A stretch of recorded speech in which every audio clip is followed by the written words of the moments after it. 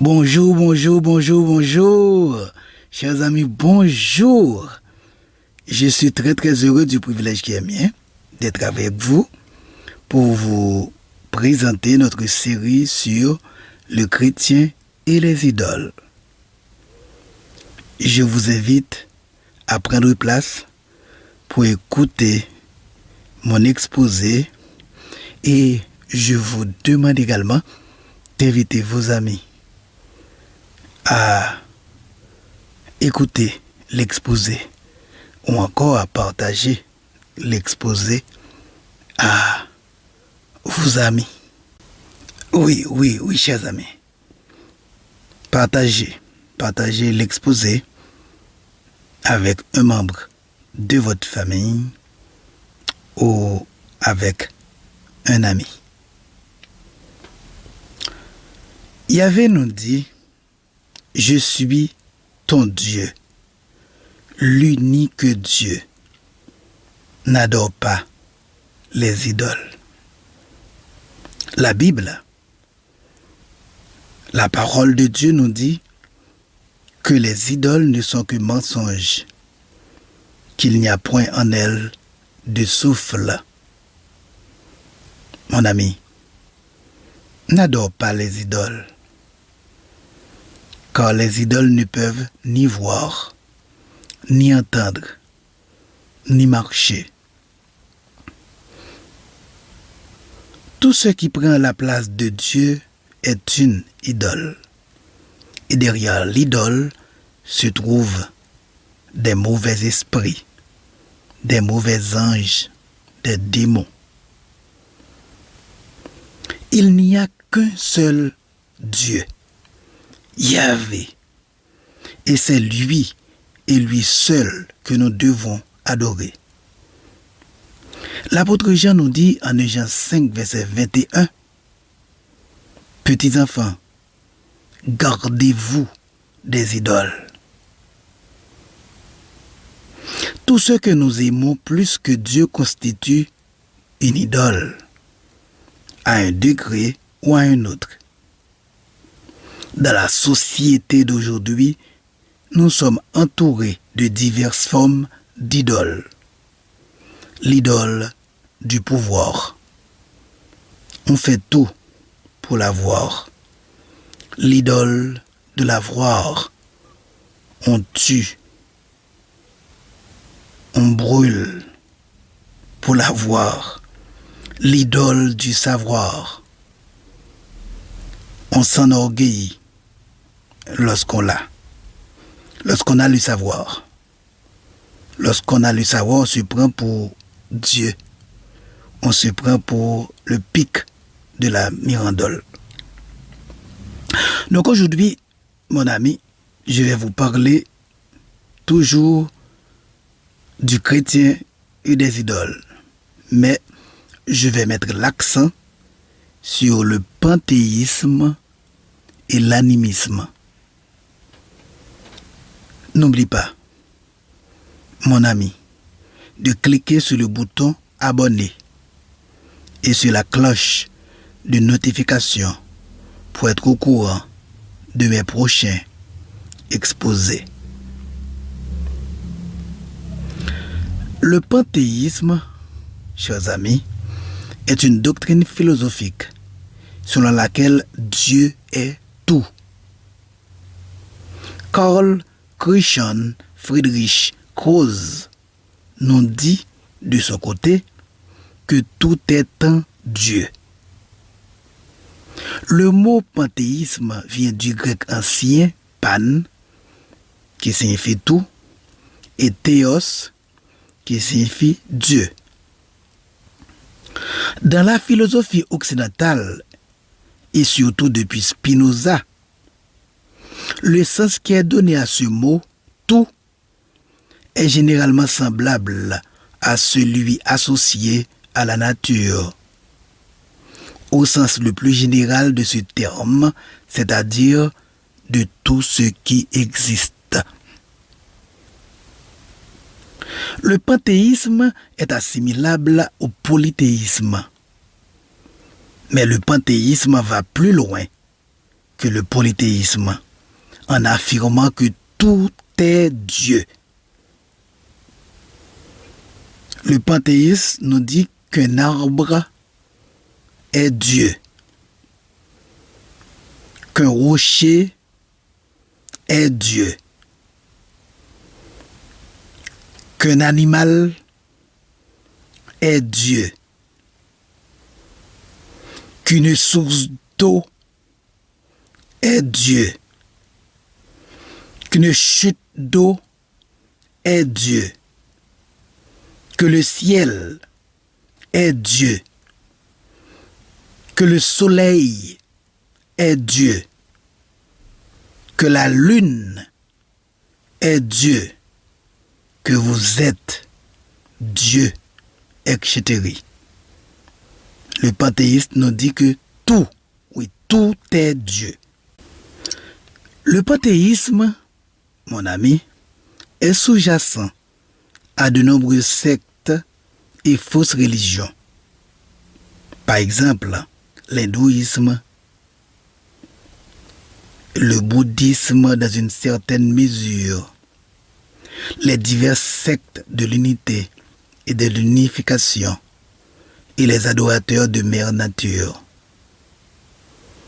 La question à se poser, la Bible enseigne-t-elle le panthéisme? La réponse, chers amis, est non. Mais beaucoup de gens se confondent le panthéisme avec la doctrine de l'omniprésence de Dieu. Les versets 7 et 8 du psaume 139 déclarent « Où pourrais-je aller loin de ton esprit? Où pourrais-je fuir loin de ta présence? Si je monte au ciel, tu es là. Si je me couche au séjour des morts, te voilà. » Chers amis, l'omniprésence de Dieu signifie qu'il est présent partout. Il n'existe nul endroit dans l'univers où il ne soit présent. Cela n'est pas du panthéisme. Dieu est partout, mais il n'est pas tout. Il est présent dans un arbre et dans une personne, mais cela ne veut pas dire que cet arbre ou cette personne soit Dieu. Le panthéisme n'est pas une croyance biblique du tout. Chers amis, mon ami, les arguments bibliques les plus clairs à l'encontre du panthéisme sont les innombrables commandements qui interdisent l'idolâtrie. La Bible interdit l'adoration des idoles, des objets célestes, des éléments naturels, etc. Si le panthéisme disait vrai, il n'y aurait rien de mal à adorer un objet, puisque cet objet serait en fait Dieu. Si le panthéisme disait vrai, adorer un rocher ou un animal serait tout aussi valable que d'adorer Dieu comme un être invisible et spirituel. Le fait que la Bible dénonce clairement et constamment l'idolâtrie est un argument concluant contre le panthéisme. Pour l'animiste, la religion est un système de croyances, de sentiments et de comportements qui s'expriment en rites, cérémonies et liturgies. Par ses actions symboliques, il manipule les esprits familiers pour qu'ils lui assurent le succès, le bonheur, la sécurité dans la vie. Dans l'animisme, on distingue les esprits de la nature, les esprits des morts, les djinns malfaisants, les génies qui confèrent certains pouvoirs à ceux qui en sont possédés, toutes sortes de divinités, de hiérarchies et de fonctions. Dans l'animisme, les puissances spirituelles sont locales, régionales. Elles se manifestent dans des objets visibles créés, arbres, rivières, rochers, animaux, lieux déserts, idole, force de la nature. Elle se manifeste aussi par les forces invisibles, maladie, mort, esprits ancestraux, malédiction. Les leaders de l'animisme sont les sorciers, les guérisseurs, les féticheurs, les chamans, les devins, les médiums, etc. Ce sont des initiés qui ont un degré supérieur de connaissance. Ces gens interprètent l'origine des difficultés que l'individu rencontre. Ils prescrivent les remèdes aux déséquilibres survenus. Ils sont des médiateurs entre les mauvais esprits et l'individu. Ils peuvent faire du bien, par exemple une guérison, ou du mal, jeter un sort, tuer ou rendre malade. Face aux problèmes de la vie, l'animiste cherche toujours le qui et le pourquoi des choses. Pour résoudre ces problèmes, ils utilisent les talismans, les amulettes qui attirent la chance et repoussent le malheur. L'animiste utilise les fétiches. L'animiste utilise le mana. Mana est un mot polynésien qui signifie force. Le mana est une puissance surnaturelle, impersonnelle que l'on trouve dans toutes sortes d'objets, animaux, plantes, certains êtres humains, qui confèrent une efficacité magique et donnent de l'autorité. Cette force est cachée, mais perceptible. Elle est présente dans tous les objets, sans qu'on puisse la définir. On peut faire croître ou décroître le mana par des moyens magiques. On peut l'utiliser pour le bien comme pour le mal.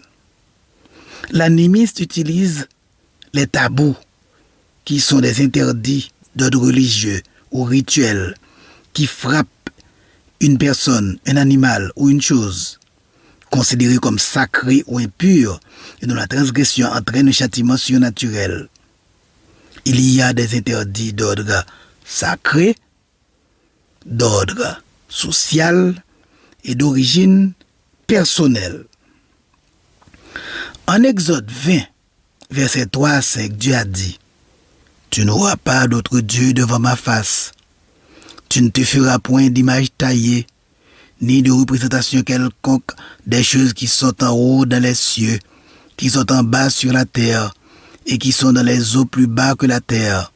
Tu ne te prosterneras point devant elles, et tu ne les serviras point, car moi, l'Éternel, ton Dieu, je suis un Dieu jaloux, qui punit l'iniquité des pères sur les enfants, jusqu'à la 3e et la 4e génération de ceux qui me haïssent. » Lévitique 20, verset 6 nous dit: « Si quelqu'un s'adresse aux morts et aux esprits pour se prostituer après eux, je tournerai ma face contre cet homme, je le retrancherai du milieu de son peuple. » Au verset 27 de Lévitique 20, Dieu dit: « Si un homme ou une femme ont en eux l'esprit de mort ou un esprit de divination, ils seront punis de mort, on les lapidera, leur sang retombera sur eux. » En Lévitique 26, verset 1, il poursuit: « Vous ne vous ferez point d'idole, vous ne vous élèverez ni image taillée,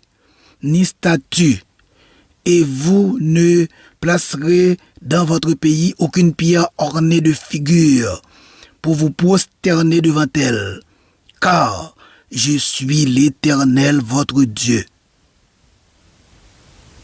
Nous nous arrêtons ici pour aujourd'hui, chers amis. Je vous dis merci d'avoir été à l'écoute.